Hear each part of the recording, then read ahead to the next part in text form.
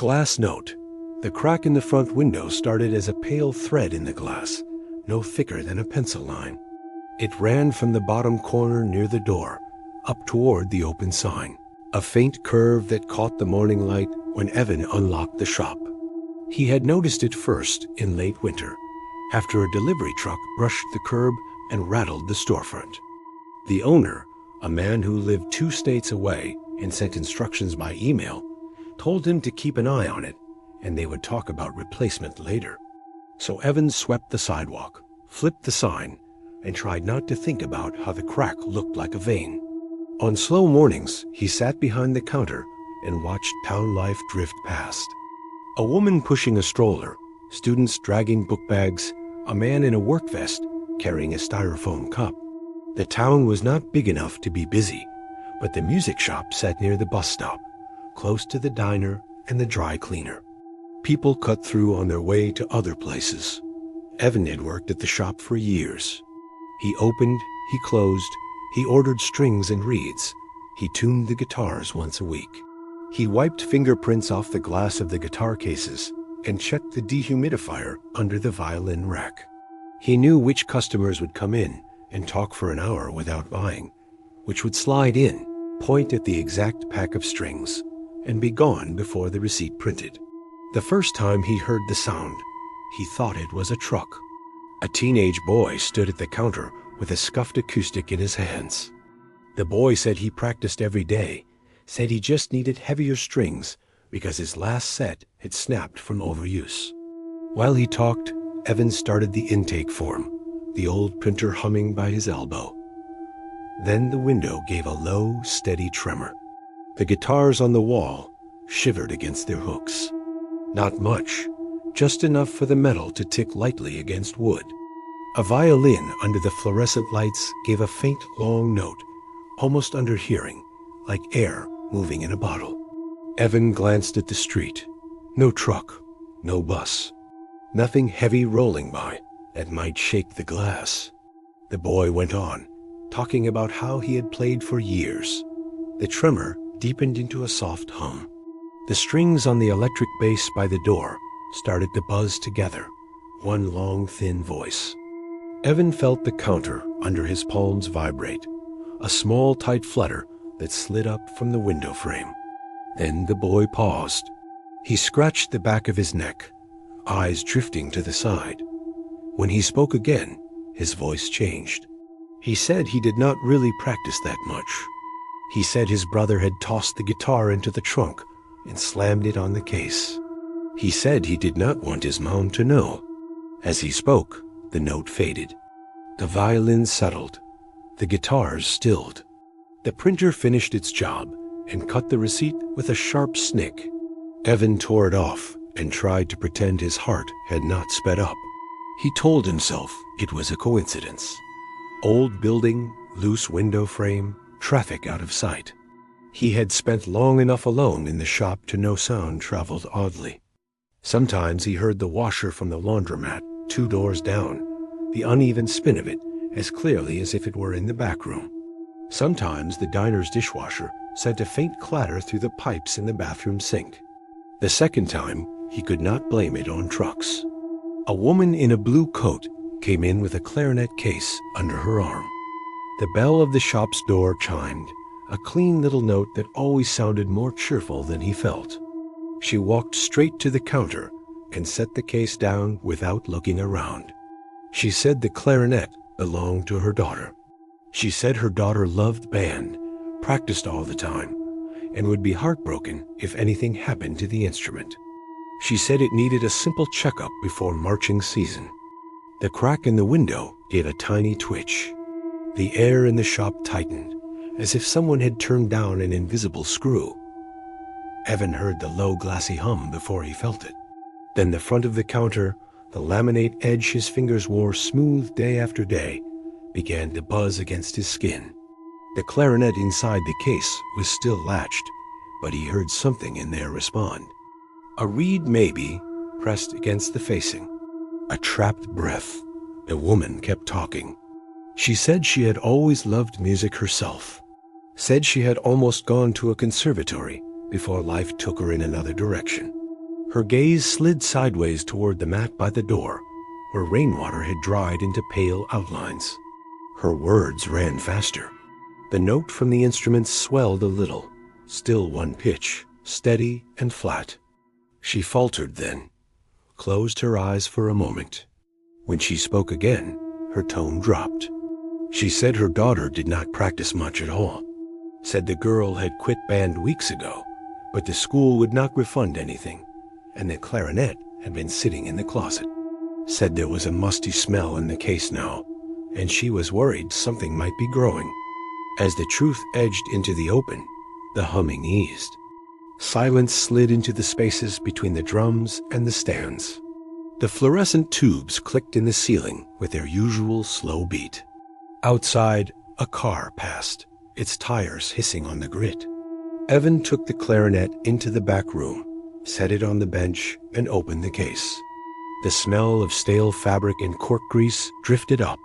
Mold furred the edge of the foam where it met the bell. He called out to the woman, told her it would cost more than a simple checkup. By the time she left, she looked lighter. The air did too. He waited until the day's last customer wandered out with a folded stand under his arm. He locked the door, turned the sign, and twisted the metal rod in the blinds so they angled toward the street. The crack traced its faint arc in the glass. His boots sounded loud on the old wood floor as he crossed to the front window. The town beyond the glass was dim and hazy, streetlights throwing small halos on the sidewalk. A bus rumbled by on the far block, too distant to rattle anything. Evan set his palm against the cold pane, right over the crack. He cleared his throat and said he hated rain. As the words left his mouth, the glass vibrated under his hand. Not much. Just enough for him to feel the fine shiver of it, like a small animal breathing. He did not hate rain. He liked it. Liked the smell that rose from the pavement, the way people hurried with their heads tucked, the shelter of the awning outside the shop. The instruments behind him answered. A low, rounded tone rolled through them all at once. No change in pitch, no melody, only that steady note, like a room taking a breath and holding it. His tongue stuck to the roof of his mouth. He swallowed and tried again. He said he liked rain. The glass quieted. The tone thinned, then went out, the way a dehumidifier in the back room clicked off when the bucket filled. The silence that followed had weight. He could hear the compressor in the little fridge behind the counter kick on, the soft tick of its motor. He stood there a long time, testing. He lied about his favorite kind of music. The window hummed. He told the truth. It stilled. He lied about his age. The glass sang again, sending that same note into the wood and plaster. He told the truth and felt everything ease by a degree. He went home late that night and lay awake on his couch, watching the dark shape of the ceiling fan. Every time he thought about something he had told someone that day, he wondered which way the glass had gone. Morning routines kept him from thinking too hard. He unlocked the door, swept the entry mat, counted cash, powered on the aging computer that managed the inventory. The printer coughed and blinked awake. Fluorescent light turned the dust in the air into slow, pale snow. A man who tuned pianos came in to pick up polish. A schoolgirl came for reeds, backpack half unzipped. A retired fellow wandered through the guitar section for the third day in a row, touching the necks with old habit. Sometimes, when they spoke, the window stayed still. Sometimes it did not. The humming came when the retired man said he did not miss playing on stage. It came when the schoolgirl claimed she practiced scales every night. It came when the piano tuner said business was fine. It stayed silent when the man admitted he could not feel his fingertips the way he used to. When the girl mumbled that she had not opened the case in a week. When the tuner glanced down and admitted people were letting their instruments go quiet. After a while, Evan stopped pretending it was trucks. He did not tell anyone. He did not even say the words out loud in the empty shop. He moved through his days with a strange double attention. part of him busy with stocking and cleaning and answering questions, another part listening for that note. He started to notice how easily people lied. They were not big lies, not most of them. They were the grease that kept town life from groaning too loud. People rounded up their effort, rounded down their regrets. They said fine instead of tired. They said busy instead of lost. They said soon instead of never. Every time, the window gave him a quiet, steady report. He wondered what the glass would say if he asked himself real questions. On a windy morning, the town inspector came by. She wore a jacket with the seal on the chest and carried a clipboard in one hand. Her boots left wet marks on the floor from the slush outside. The bell over the door chimed, and the guitars by the window gave a short, sympathetic ring.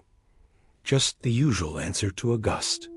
The inspector spoke about storefront safety, about cracked panes and liability, about the push to make Main Street look less tired. She pointed with her pen at the threat of damage in the window and said it had to be taken care of before summer. Evan felt his shoulders tighten. The idea of anyone touching the glass made his skin buzz. He said he would call the owner. Said the man was hard to reach. Said they would get to it as soon as possible. The glass stayed quiet. The inspector looked around the shop, taking in the instruments, the narrow aisles, the beaten rug by the counter. She asked if business was holding up, asked if foot traffic was steady, if online orders helped. Evan said things were fine. The crack gave a soft, audible tremor. The inspector's eyes flicked toward the window. She frowned and stepped closer. Evan felt heat rise up the back of his neck. For a second, he thought she had heard what he heard, but she only leaned in to trace the crack with her gaze. That afternoon, he pulled up the shop's email and wrote to the owner. He described the inspector's visit in dry detail, left out the part about the hum. He suggested they delay replacing the pane until after inventory, after the next holiday push, after whatever he could think of. He stared at the cursor blinking at the bottom of the message and knew he was lying, even if every word was accurate. He did not want the window fixed. He did not know how to explain why without sounding unhinged. The heater clicked on under the front counter.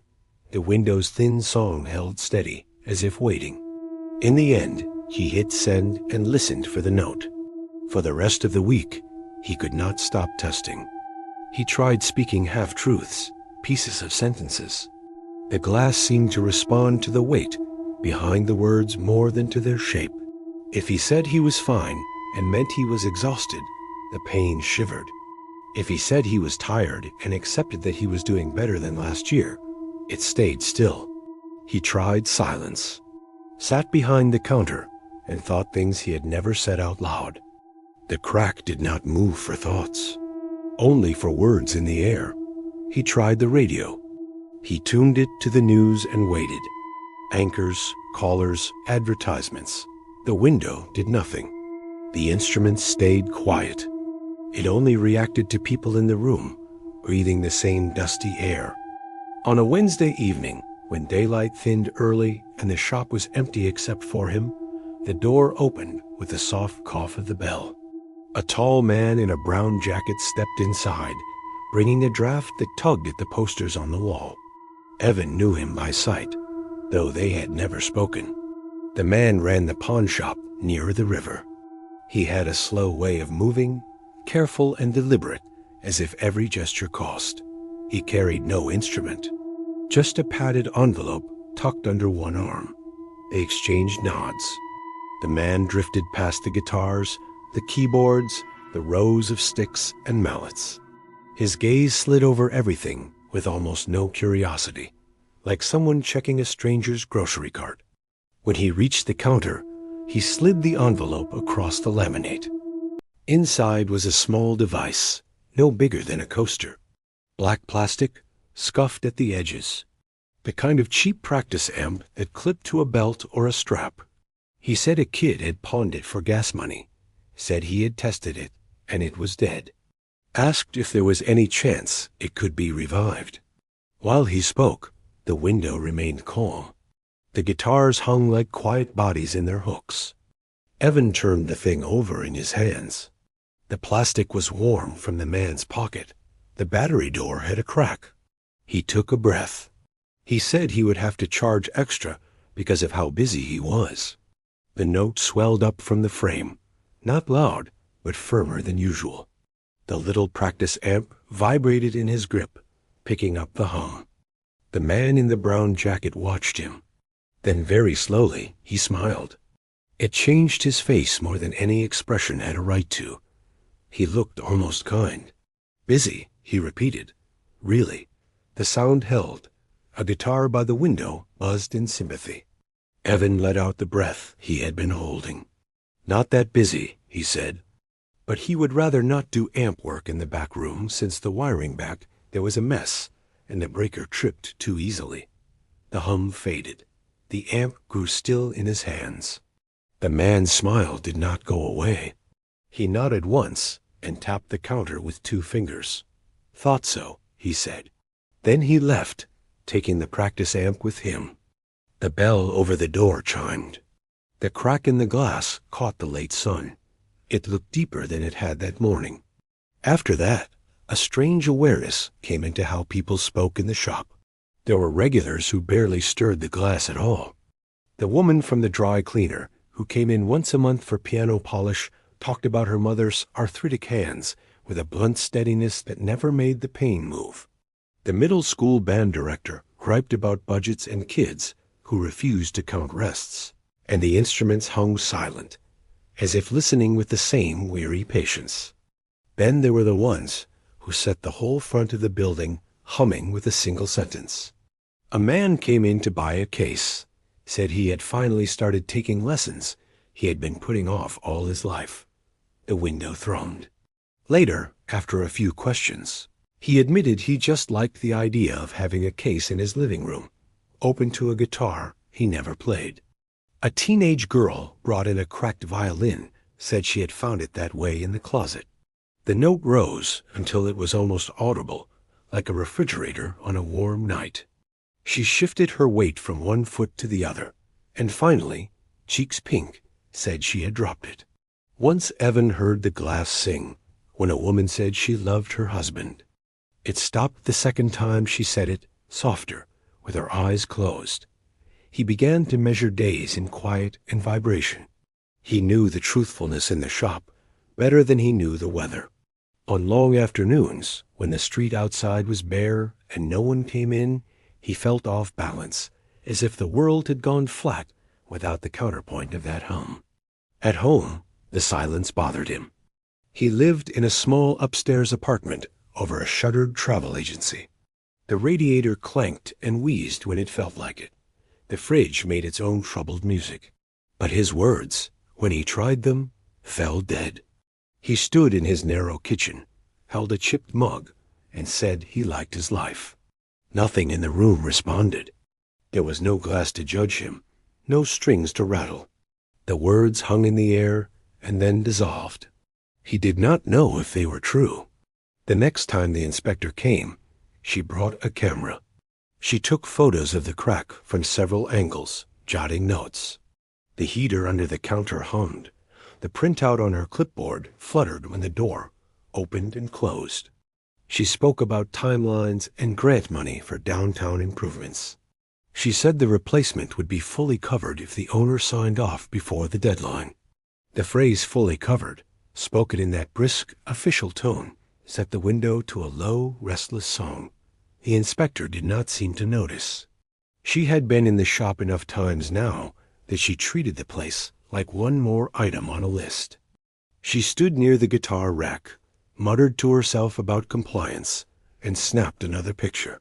Evan kept his hands tucked into his pockets, fingers pinched on his keys. He said he was sure the owner would respond quickly.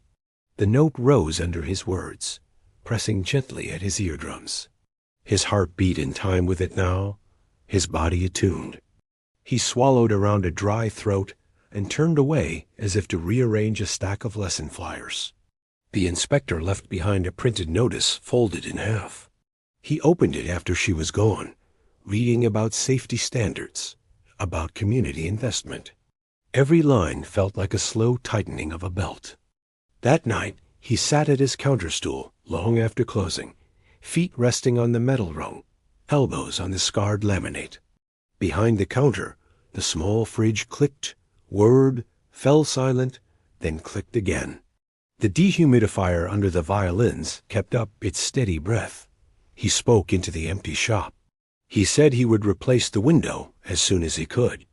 The crack vibrated, a delicate, stubborn tremor. He said he did not want it replaced. The glass stilled. The silence which followed was almost kind. Word spread, as it always did, though he never spoke of it. People did not say there was a lie window on Main Street. They did not say there was something odd about the way the guitars reacted when you stretched the truth. Gossip worked in smaller, stranger ways. Folks began to step inside and fall quiet mid-sentence. They cut their stories short. Jokes trailed off. The old habit of easy exaggeration stumbled. A man would start to brag about how long he had been playing and find himself staring instead at the thread in the glass, lips pressing together. Some evenings, when the street lights were coming on and the diner's exhaust fan sent a greasy, warm smell down the block, Evan stood behind his counter and watched people on the sidewalk. Conversations thinned as they neared the shop. Laughter dropped in volume. Phrases that would have been rounded off in the usual way turned sharp and precise, or else never quite got said. He saw a woman with a dog stop in front of the window and lift her phone. Her mouth moved. The dog sniffed the base of the street lamp. The glass stayed quiet, because whatever lie she told into the little black rectangle did not share air with him. He thought about opening the door and stepping out when someone walked by, saying something small and false just to watch the crack. Instead, he kept his hands on the worn edges of the register drawer and tried to breathe. As spring dug in, rain gave way to long, hazy afternoons. The open sign buzzed faintly when the transformer warned. Kids on bikes rattled over the cracks in the asphalt, their voices high and bright. The shop smelled of rosin, lemon oil, and the faint sour of mop water in the closet. One afternoon, a boy came in with his father. The boy clutched a beginner's guitar close to his chest. His fingers dug into the cheap lacquer. The father had a tired, determined look that Evan recognized from many parents and guardians over the years. He had already argued with someone, already promised something, already come here as the last stop. They stepped up to the counter. The bell over the door shivered to silence behind them. The father said the boy had broken a string trying to tune the guitar himself. Said they needed a replacement, maybe a quick adjustment. His voice was flat, his eyes fixed somewhere over Evan's shoulder. The boy stared at the crack in the window. Before Evan could answer, the boy said he had not broken the string, said it had snapped in the night, all by itself. The note rose, steady and sharp as a tuning fork. The father flinched. The boy's chin lifted, defiant, but his lower lip quivered. The guitar in his arms vibrated in sympathy, the loose strings rattling quietly against the frets. Evan's throat closed. He said gently that strings wore out sometimes, that it did not much matter how it had happened, that he could replace it for a small fee and show them both how to tune more safely. The boy's shoulders slackened. He nodded. The father let out a long breath. The humming eased. The glass settled back into itself, the crack no more than a pale line once more. As he threaded the new string, Evan wondered how many small lies the boy would lose his taste for in that room over the years. How many new ones he would learn elsewhere. The owner took his time replying. When he finally did, the message was short. Replace the window. Use the recommended vendor. Send the receipt. Evan waited a whole day before answering.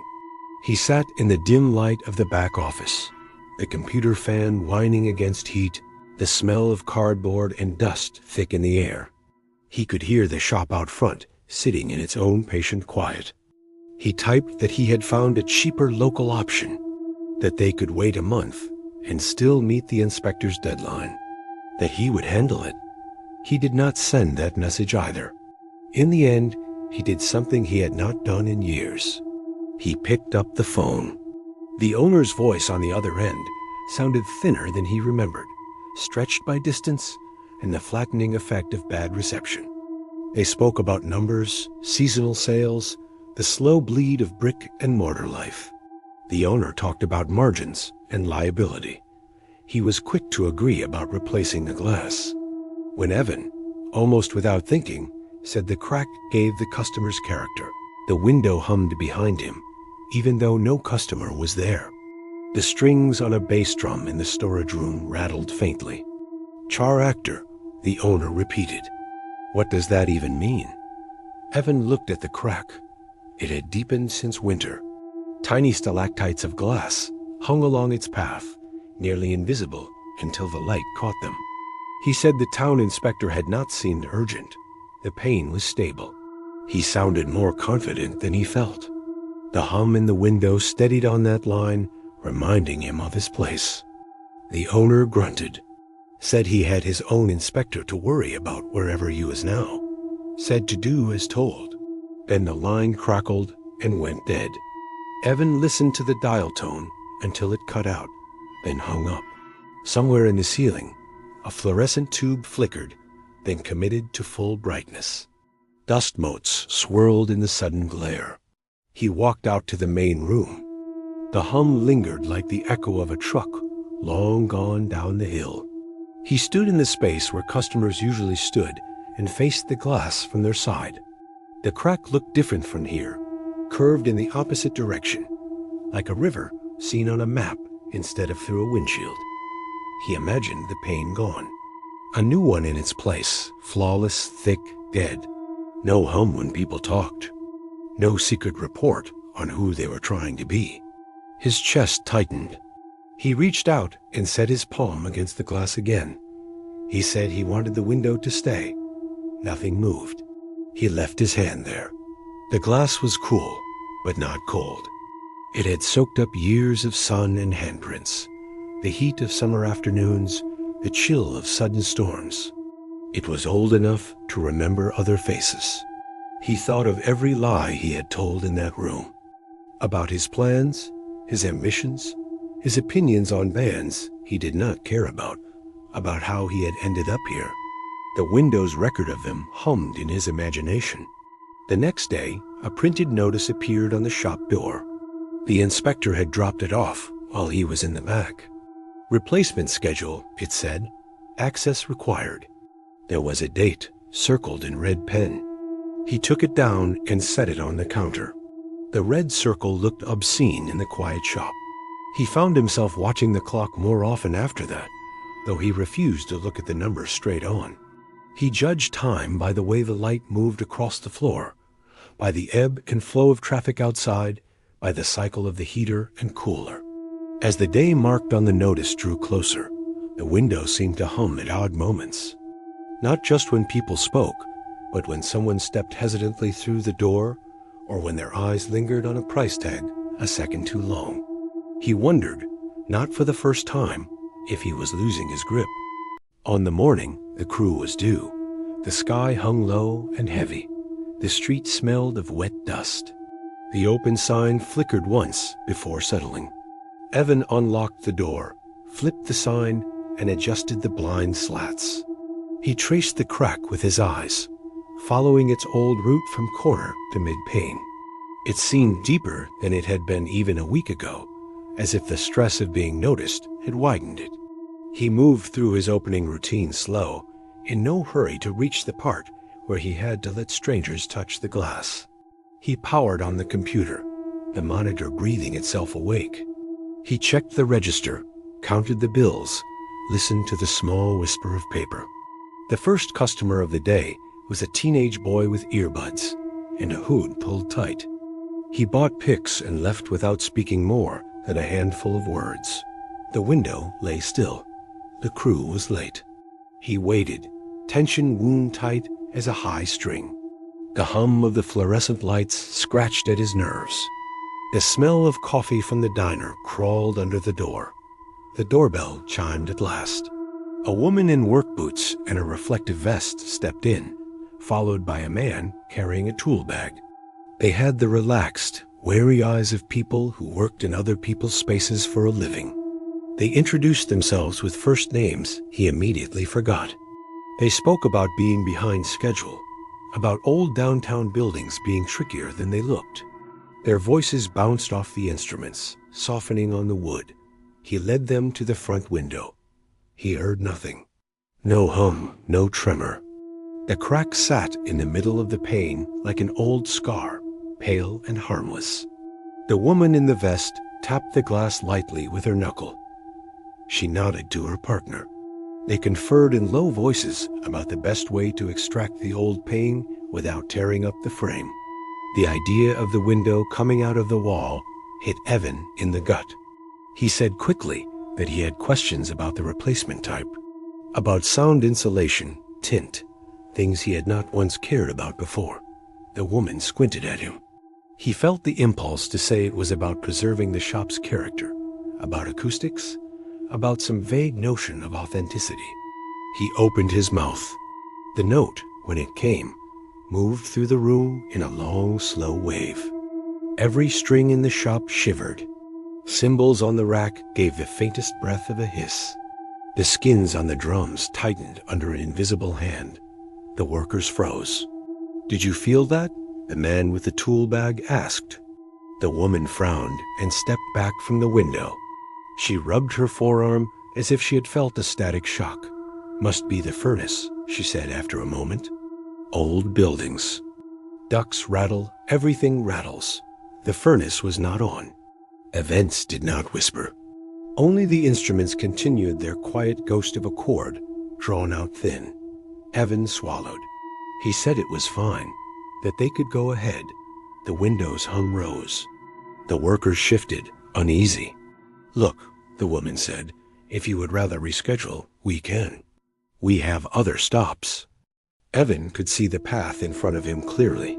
If they left now, the inspector would come down on him. The owner would ask why. The shop might get fined. Or worse, the replacement would be done without him there. The window taken out with no one to watch. His heart hammered. He said the words before he understood he was saying them. He told them the glass did something when people lied. The humming cut off so suddenly that his ears rang. The two workers stared at him. He heard the small metallic tick of a guitar hook settling. The distant, slow drip from somewhere in the back where a pipe had always sweated. The buzz of the open sign. Then the man with the tool bag laughed, short and high. "You serious?" he asked.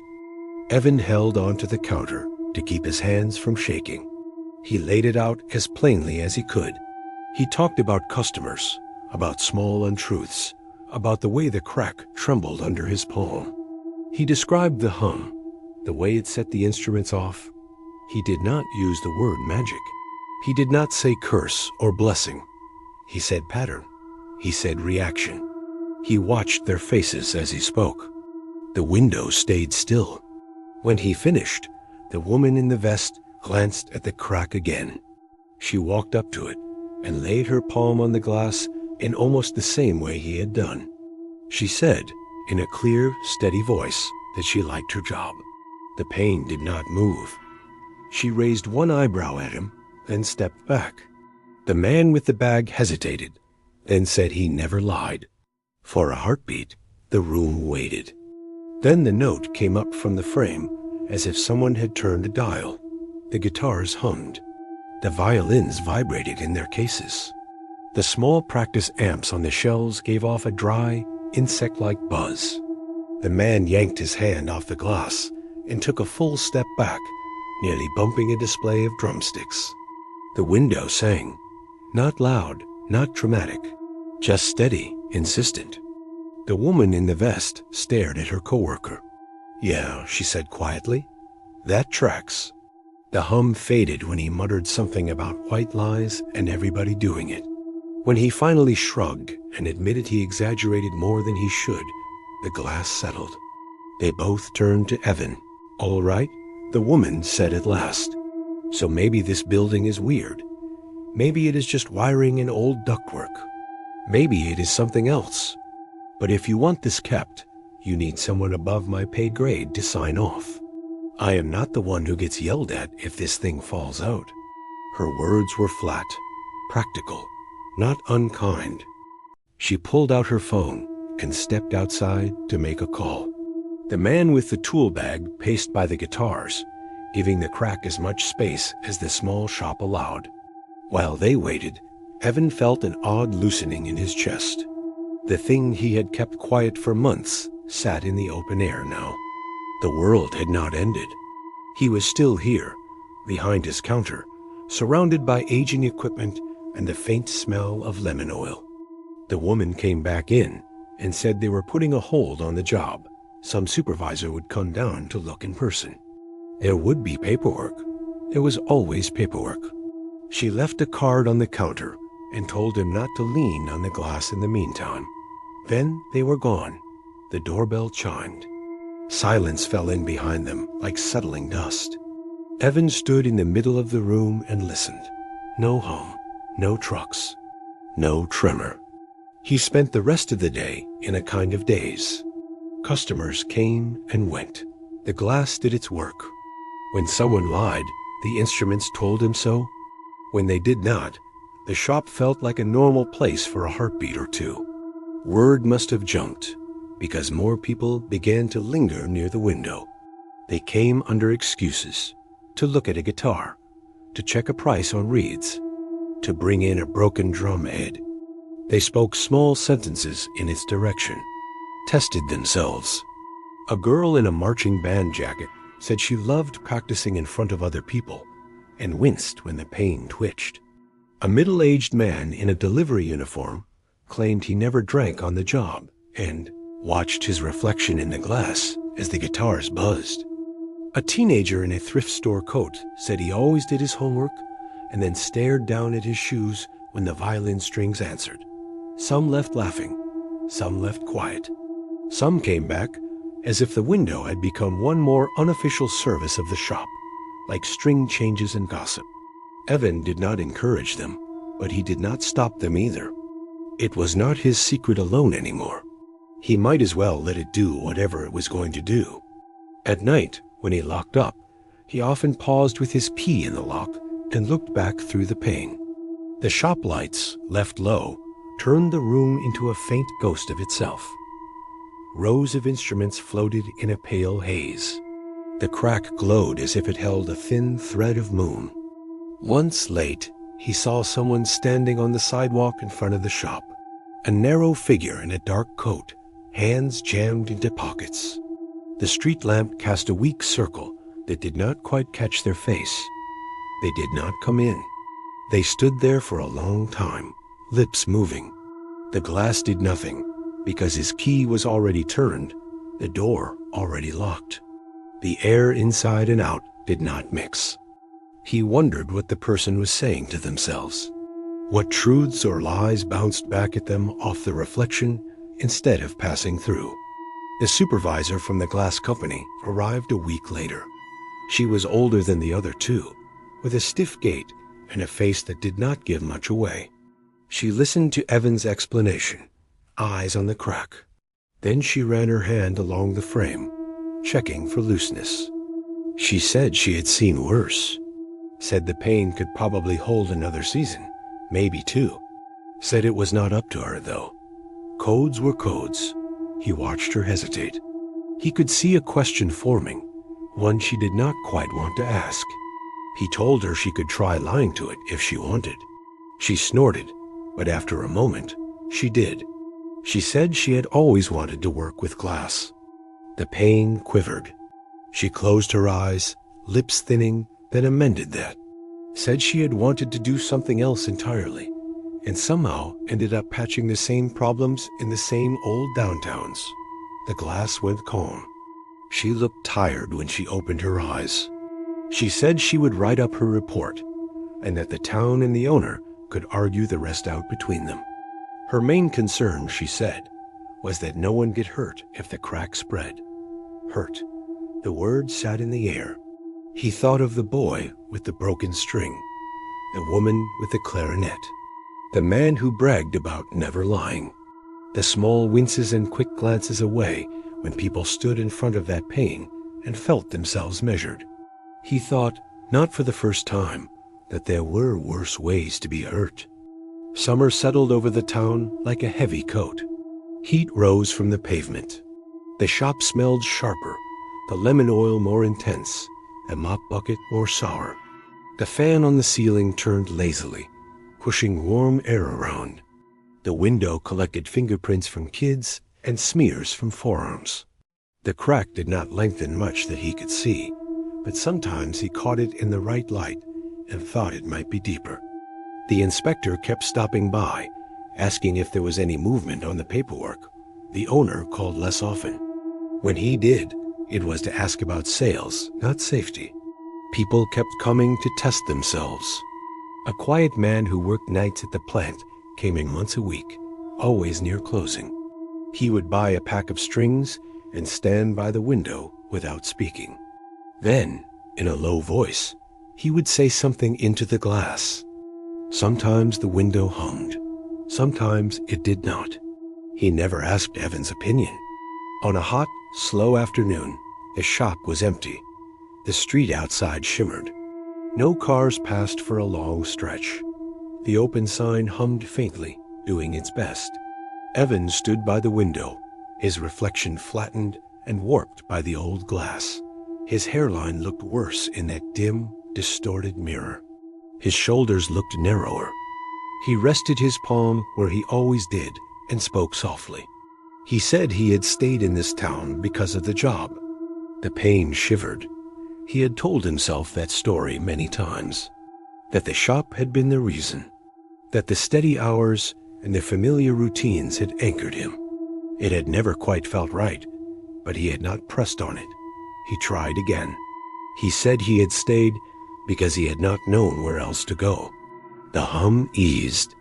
He stood there, hand on the glass, and let that settle. He had thought honesty would feel like a clean cut, but it was more like pulling a splinter. Slow, unpleasant, oddly relieving. He thought about asking the window bigger questions. About his life, about what he wanted, about whether he was capable of getting it. But the glass did not give him answers. It only reacted. It was never going to tell him what came next. That was the worst part. Not the lies, not the hum. The fact that the pain knew when something was false, but not what he was supposed to do with the truth once he had it. In late summer, a storm rolled through. The sky went dark in a matter of minutes. The wind slapped the hanging sign against the brick. Rain came in hard sheets, turning the street into a blurred ribbon. The bell over the door rattled in its frame. The shop sat in a gloom, broken only by the fluorescent tubes, humming like a distant swarm. Evan moved around checking for leaks. A fine mist crept in at the top of the doorframe. Somewhere in the back, a drip started in earnest. The crack in the window seemed to glow, each tiny jag catching the lightning. The street emptied. The open sign flickered so much he powered it down. He was alone with the instruments, the mop, the wet mat. He was still thinking about calling it early, locking up, and letting the storm have the town for the rest of the day when the door opened. A woman stumbled in, soaked to the skin. Water dripped from her hair onto the floor. She clutched a violin case to her chest like a life preserver. She apologized breathlessly, said she had been on her way somewhere else, and the sky had opened. Asked if she could just wait until the worst of it passed. The window rattled under the slap of the next gust. The crack quivered. Evan waved her in, reached for the towel he kept behind the counter. He handed it to her and watched her dab water from the case before her face. She stood near the front, close to the glass, eyes scanning the rows of instruments. She said she used to play, said she had thought about starting again, said this town had an odd pull, like a place she had seen before in a dream. Her eyes flicked to the crack as she said it. The pain vibrated, one continuous note, deeper than he had heard it before. The instruments answered. Every guitar hummed. The violins in their cases sang without bow or hand. The drums took up a low, skin-deep thrum. Even the piano in the corner, rarely used, let loose a faint, eerie chord. The woman froze. "What is that?" she whispered. The storm pounded on the roof. Thunder rolled close, shaking the air. But the sound in the shop cut under and through it, a single solid tone. He told her. He had kept to the edges of it with other people. Let them test, let them draw their own conclusions. With her, he laid it out exactly. He spoke about the trucks he had blamed at first, about the small lies, about the way his own words had been weighed. Her grip on the violin case tightened with each sentence. When he finished, she looked at the crack as if it were a living thing. She asked if it always told the truth. He said it did not tell anything. It reacted. That was all. The hum held steady. She looked down at the case in her arms. Her shoulders rose and fell with one long breath. She said the violin was not hers.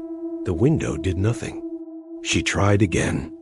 She said she had bought it secondhand from a woman in another town who seemed glad to see it go.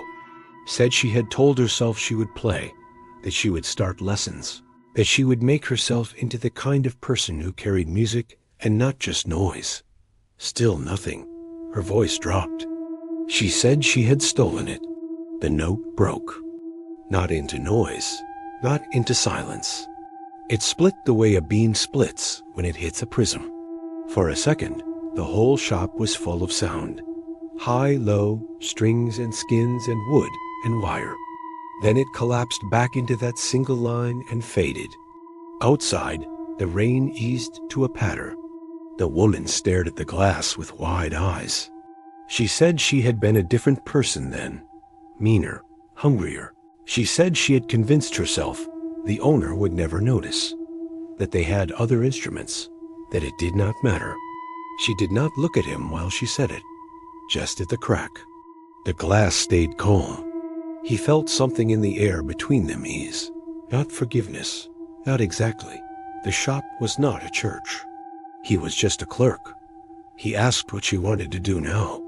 She said she did not know. The storm moved off. The light in the shop shifted from gray to a thin, watery yellow. The open sign lay dark on its hook. After a long silence, she set the violin case on the counter and slid it toward him. She said if there was someone he could think of who needed it, he should find them. Someone who would play it for real. Someone who could make something better than what she had made. He did not quite know what to say. He nodded. As she reached for the door, she paused and turned back. She asked if he had ever lied to the window about leaving town. The question landed between them with a weight he had not expected. He said he had told it he was fine staying. The pain hummed. He said he had told it he wanted to go. The hum held. She tilted her head. Only one of those can be true, she said. He did not answer. When she stepped back out into the thinning rain, the bell over the door chimed. The guitars settled. The crack in the glass shone like an old thin scar. Days ran on. Seasons edged forward. The inspector's patience ebbed and flowed. The owner's emails came less often, shorter each time. The supervisor from the glass company retired, according to gossip, and someone new took her place. The crack remained. People kept coming. They brought their small lies and their small truths and laid them in the air of the shop. The window kept its own ledger in vibrations. Sometimes, late at night, Evan sat on the stool behind the counter and let the quiet push against his ears. He knew he was not going to stay forever. He had not admitted that to himself before the glass. That was the strangest part. The pain had not shown him some hidden path. It had only refused to let him call stasis contentment. He began to keep a notebook in the back room. At first, it was for inventory, as it had always been. Boxes of reeds, cases of strings, polish, cloths. Then, slowly, other notes crept in. town names he had never visited, ideas for what a person who knew instruments but did not want to sell them forever might do. He did not talk to anyone about it. He did not talk to the window. He wrote lists and then crossed them out. He took calls from the owner and answered questions about sales, about supplier delays, about nothing that touched on the crack in the glass or the buzzing in the frame. The town slept and woke and moved around them. On the last day of the year, when the light felt thinner than usual and the cold had a sharper edge, he came in early. The street was still. The diner had not yet turned on its neon sign. Frost outlined the letters of the closed signs up and down the block. His breath smoked in the air when he unlocked the door. Inside, the shop was its usual self. Dust, wood, quiet. He walked straight to the window and put his palm on the same spot as always. He said he was leaving. The glass did not move. He tried again, slower. He said he was saving money, making plans, looking at towns with more possibilities and fewer familiar faces. He said he was not ready yet, but he would be. He said he did not know what came next, only that it would not be this counter and this pain forever. The crack trembled once. All the instruments in the shop gave the softest answering hum. It was not the sharp note he had heard when someone lied.